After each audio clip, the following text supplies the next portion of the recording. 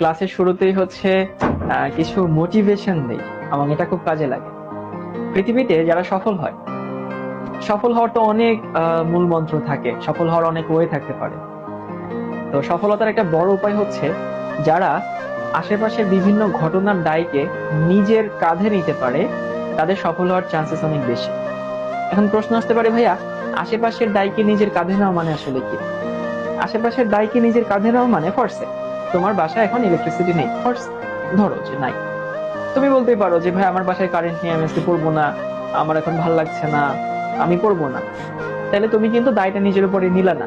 তোমার বাসায় কারেন্ট নেই, সেটাকে তুমি মেনে নিয়ে যদি নিজে এখন পড়াশোনা শুরু করো, তো কারেন্ট নাই এইটা একটা এক্সকিউজ, ঠিক আছে, কিন্তু আমি সেটাকে নিজের কাঁধে নিলাম, ওকে কারেন্ট নাই, আমাকে একটু অন্ধকারেই পড়তে হবে, অন্ধকারে ক্লাসটা করতে হবে, একটু মোমবাতি ধরে তুমি ক্লাস করো, বা তোমার বাসায় যদি অন্য কোনো চার্জার লাইট থাকে সেটা দিয়ে তুমি ক্লাস করতে পারো।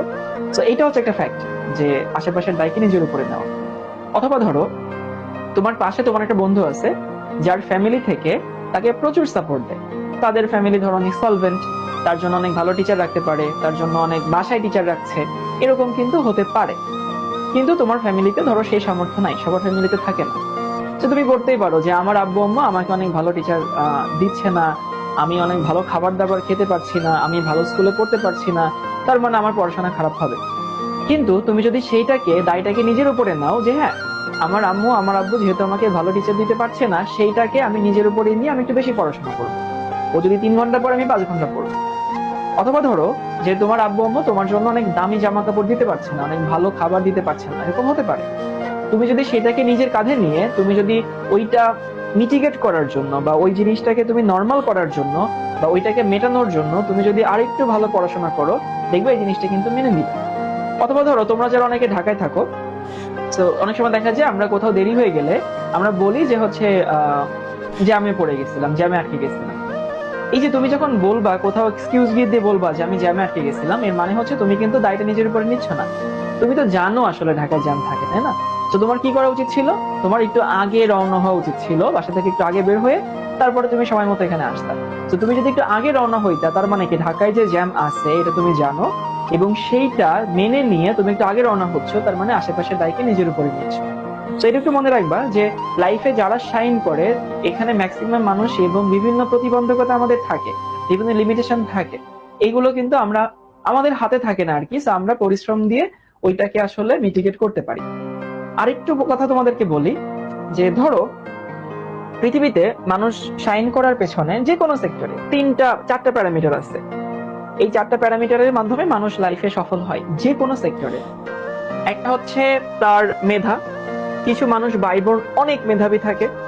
তার পরিশ্রম, পরিশ্রম দিয়ে মানুষ লাইফে শাইন করতে পারে।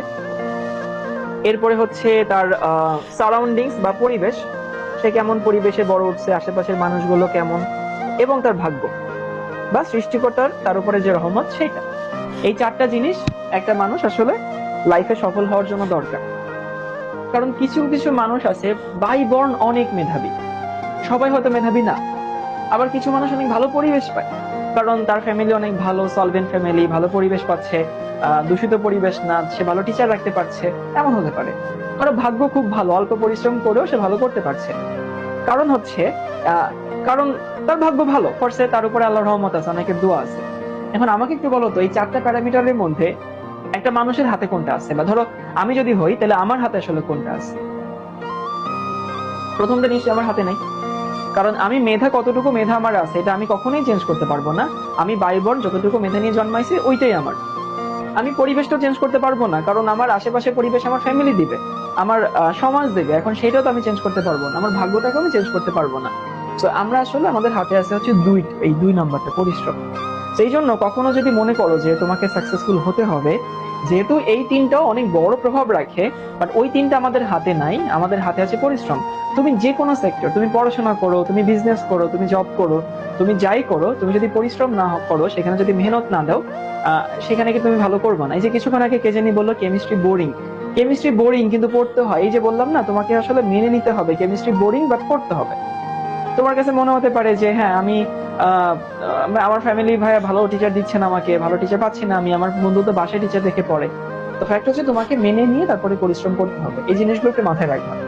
সাফল্যের কোনো শর্টকাট নাই, পরিশ্রমের কোনো ওয়ে নাই, ওর কোনো অল্টারনেট নাই। সাফল্য পরিশ্রম দিয়ে আসে। হ্যাঁ, কিছু মানুষের মেধাবী থাকে, এটা খুবই এক্সেপশনাল কেস। কিছু মানুষের পরিবেশ অনেক ভালো থাকে, সেটাও খুবই এক্সেপশনাল কেস। কিছু মানুষের ভাগ্য অনেক ভালো থাকে, সেটাও এক্সেপশনাল কেস। বাট দিন শেষে দেখবা পৃথিবীতে যারা সফল হয়েছে ম্যাক্সিমাম মানুষ আসলে পরিশ্রম ছিল। ওকে।